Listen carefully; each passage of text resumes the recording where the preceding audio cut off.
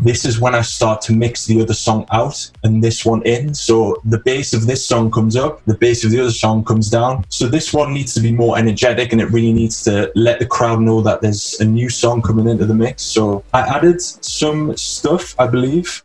Yeah, for example, this, only one thing different from the drop, I guess.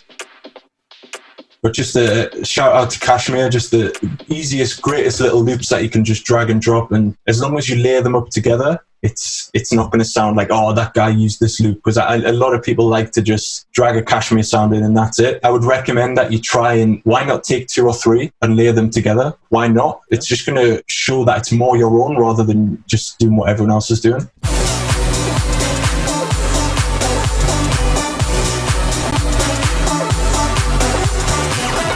But as you can hear now, I've brought in the melody, the bass line changes, the lead is starting to be filtered up even more, so you can hear the melody even more, and some rises as well. You've got to try and move the track along the smoothest way possible, and that's pretty much it. As you can see, I've just copy and pasted, took some elements out of the first part, brought most of them back in for the second part, and nobody has ever, in the 5 years I've been releasing on the top labels, no one's once complained about my intros, so you can take that from me as gospel. You can do it. What's up, DAW Nation? I hope you enjoyed this quick tip video from our Olly James in the DAW episode, which, by the way, if you want to check that out, you can go check out the full episode on our YouTube channel. You can also check out the full episode on our podcast if you want to listen to it over there. That's great as well. Also, if you want to keep learning from huge music producers that are actually making it in the industry, that are actually producing songs that are getting results, then go ahead and make sure to click the little subscribe button as well as the notification bell, as well as, you can hit the like button and leave a comment if you're feeling like an overachiever. We would love to hear from you. We'd love to know your thoughts. So DAW Nation, with that being said, make sure you check back here frequently, like every single day, because we're putting out an enormous amount of content all the time, and every single time you watch one of these pieces of content, it is always going to give you something of value to help you on your music production journey. So make sure to subscribe, follow, comment, like, whatever is appropriate, wherever you're at. We'd love to hear from you. And with that being said, we'll see you on our next quick tip video.